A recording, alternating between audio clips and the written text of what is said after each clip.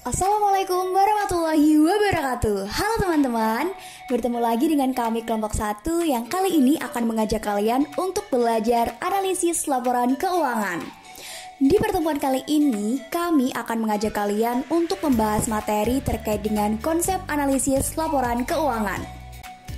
Perlu teman-teman ketahui bahwa analisis laporan keuangan terdiri dari dua kata, yaitu analisis dan laporan keuangan. Istilah analisis berarti penguraian suatu satuan menjadi berbagai satuan terkecil, sedangkan laporan keuangan adalah hasil akhir dari proses akuntansi yang berisi informasi keuangan yang mencerminkan kualitas kinerja yang dimiliki suatu entitas. Untuk membahas lebih lanjut terkait dengan konsep analisis laporan keuangan, izinkan saya untuk memperkenalkan kelompok kami terlebih dahulu. Adapun anggota dari kelompok kami yaitu Roro Mutiara Mayang Armadanis dengan NIM 2003 101064, Dwiki Latifu Mukni dengan NIM 2003 101089, Dia Sayakti Ayuningrum dengan NIM 2003 101066, Dela Resita dengan NIM 2003 101083, dan Adelia Rahma Sabira dengan NIM 2003 101096. Berikut adalah pembahasan lebih lanjut terkait dengan materi kita kali ini, konsep analisis laporan keuangan. Selamat menyaksikan. Baik, kita mulai dengan pengertian. Analisis laporan keuangan adalah proses untuk mengevaluasi informasi keuangan yang terdapat dalam laporan keuangan suatu perusahaan dengan tujuan untuk mengukur kinerja keuangan perusahaan tersebut. Analisis ini dilakukan dengan cara membandingkan dan menginterpretasikan data keuangan dalam laporan keuangan seperti neraca, laporan laba rugi, dan arus kas, sehingga dapat memberikan pemahaman yang lebih dalam tentang keadaan keuangan perusahaan. Analisis laporan keuangan biasanya dilakukan oleh pihak internal perusahaan seperti manajemen atau pemilik, atau oleh pihak eksternal seperti investor, analis keuangan, atau bank.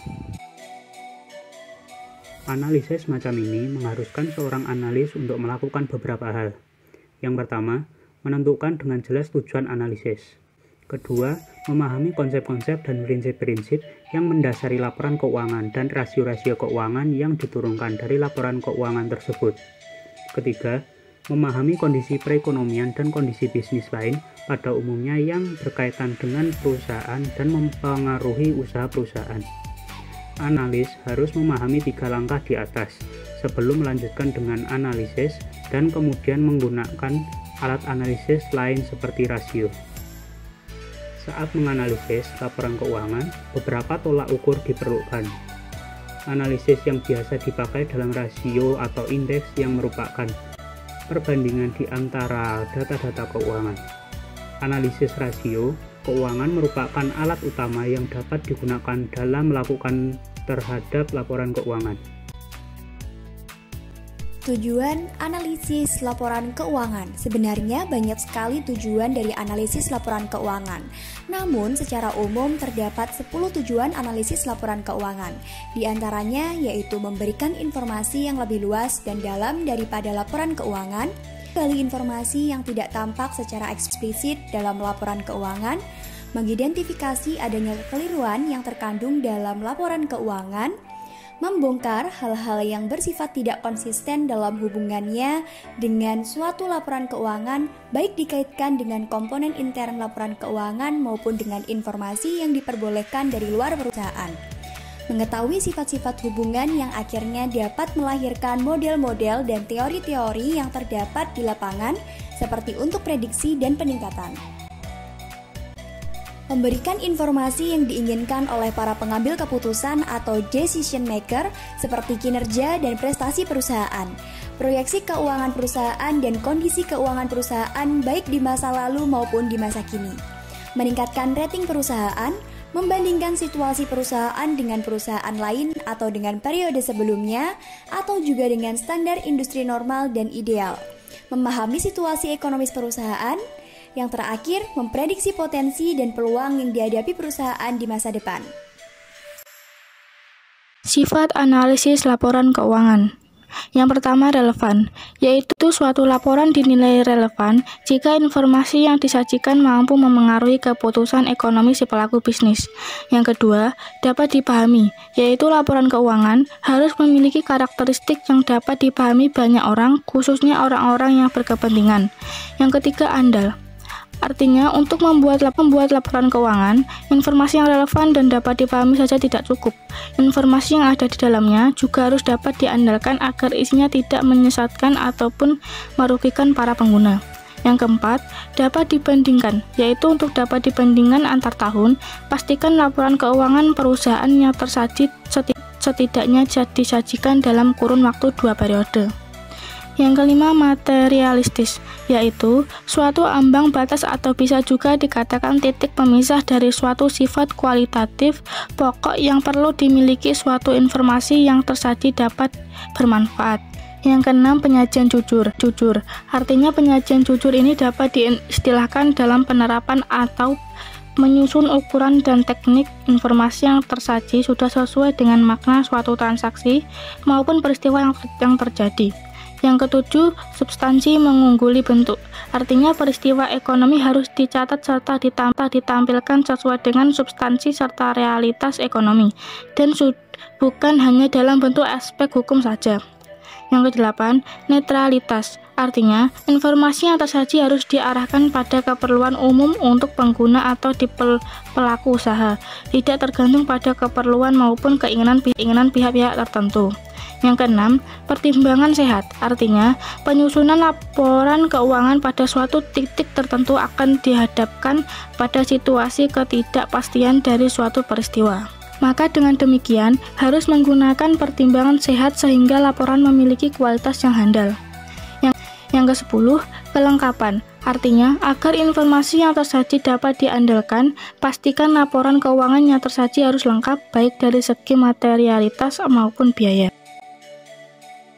Selanjutnya, sifat dari analisis laporan keuangan. Yang pertama, fokus laporan adalah laporan laba rugi, neraca, dan nerus kas yang merupakan akumulasi transaksi dari kejadian historis dan penyebab terjadinya dalam suatu perusahaan. Yang kedua, prediksi. Analisis harus mengkaji implikasi kejadian yang sudah berlalu terhadap dampak dan prospek perkembangan keuangan perusahaan di masa yang akan datang. Yang ketiga, dasar analisis adalah laporan keuangan yang memiliki sifat dan prinsip tersendiri sehingga hasil analisis sangat tergantung pada kualitas laporan ini. Dalam menganalisis laporan keuangan diperlukan adanya penguasaan pada sifat akuntansi dan prinsip akuntansi. Objek analisis laporan keuangan. Objek dari analisis laporan keuangan adalah laporan keuangan itu sendiri. Dengan merujuk pada definisi analisis laporan keuangan, ditekankan penguraian masing-masing komponen laporan keuangan menjadi unit-unit terkecil. Maka dari itu, objek dari analisis laporan keuangan dibagi secara garis besar terdiri dari 3 laporan, yaitu laporan laba rugi, laporan neraca, dan laporan arus kas. Keterbatasan analisis laporan keuangan. Keterbatasan dan kelemahan analisis laporan keuangan tidak bisa dilepaskan dari keterbatasan objek analisis itu sendiri, yaitu laporan keuangan. Keterbatasan yang dimiliki oleh analisis laporan keuangan adalah laporan keuangan yang hanya menampilkan data historis dan tidak menggambarkan nilai harga pokok pada saat ini, melainkan harga pokok pada saat terjadinya transaksi. Laporan keuangan disusun berdasarkan taksiran dan pertimbangan penyusunannya yang berbeda-beda antara perusahaan yang satu dengan perusahaan yang lain, sehingga analisis laporan keuangan menghasilkan keputusan yang berbeda, walaupun ada 2 perusahaan yang sejenis dan periode yang sama. Di samping keterbatasan yang dimiliki, analisa laporan keuangan juga memiliki potensi kelemahan dalam data yang digunakan. Di antaranya, analisa laporan keuangan didasarkan pada laporan keuangan. Oleh karena itu, kelemahan laporan keuangan harus diingat agar kesimpulan dari analisa tersebut tidak keliru. Demikian materi dari kelompok kami terkait dengan materi konsep analisis laporan keuangan. Semoga bermanfaat untuk kita semua. Jangan lupa like, comment, and subscribe. Sampai bertemu di pertemuan selanjutnya. Wassalamualaikum warahmatullahi wabarakatuh.